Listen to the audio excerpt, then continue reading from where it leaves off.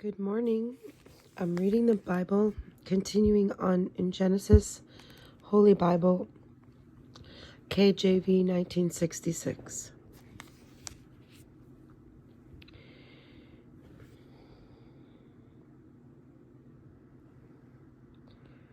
Chapter 3. Genesis chapter 3. The serpent deceiveth Eve. Man's fall, the serpent cursed, mankind's punishment. Now, the serpent was more subtle which the Lord God had made. And he said unto the woman, Yea, hath God said, Ye shall not eat of every tree of the garden?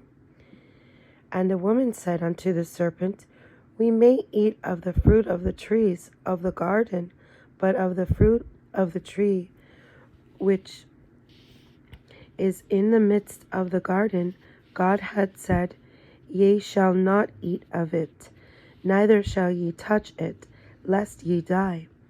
And the serpent said unto the woman, Ye shall not surely die, for God doth know that in the day ye eat thereof, then your eyes shall be opened, and ye shall be as gods, knowing good and evil. And when the woman saw that the tree was good for food, and that it was pleasant to the eyes, and a tree to be desired to make one wise, she took of the fruit thereof, and did eat, and gave also unto her husband with her, and he did eat. And the eyes of them both were opened, and they knew that they were naked, and they sewed fig leaves together, and made themselves aprons. And they heard the voice of the Lord God walking in the garden in the cool of the day.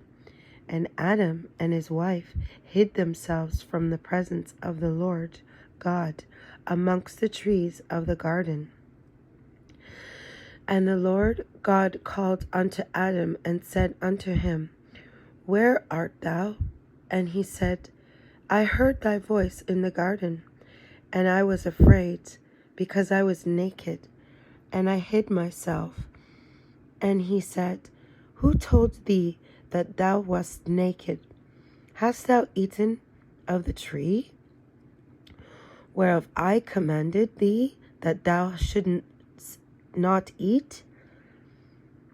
And the man said, The woman whom thou gavest to be with me, she gave of the tree, and I did eat. And the Lord God said unto the woman, What is that thou hast done?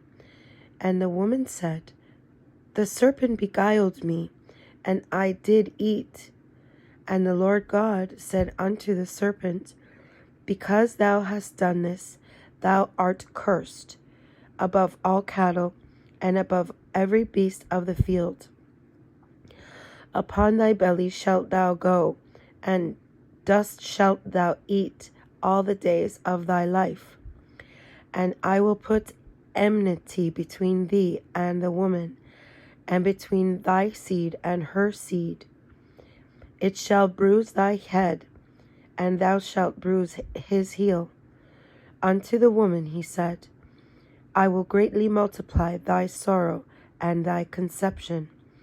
In sorrow thou shalt bring forth children, and thy desire shall be to thy husband, and he shall rule over thee. And unto Adam he said, Because thou hast hearkened unto the voice of thy wife, and hast eaten of the tree of which I commanded thee, saying, Thou shalt not eat of it, cursed is the ground for thy sake. In sorrow shalt thou eat of it, and all the days of thy life. Thorns also and thistles shall it bring forth to thee, and thou shalt eat the herb of the field. In the sweat of thy face shalt thou eat bread, till thou return unto the ground, for out of it was thou taken, For dust thou art, and unto dust shalt thou return. And Adam called his wife's name Eve, because she was the mother of all living. Unto Adam also and to his wife did the Lord God make coats of skins and clothe them.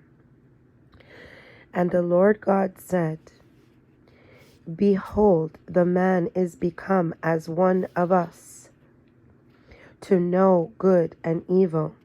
And now, lest he put forth his hand and take also of the tree of life, and eat and live forever. Therefore the Lord God sent him forth from the Garden of Eden to till the ground from whence he was taken.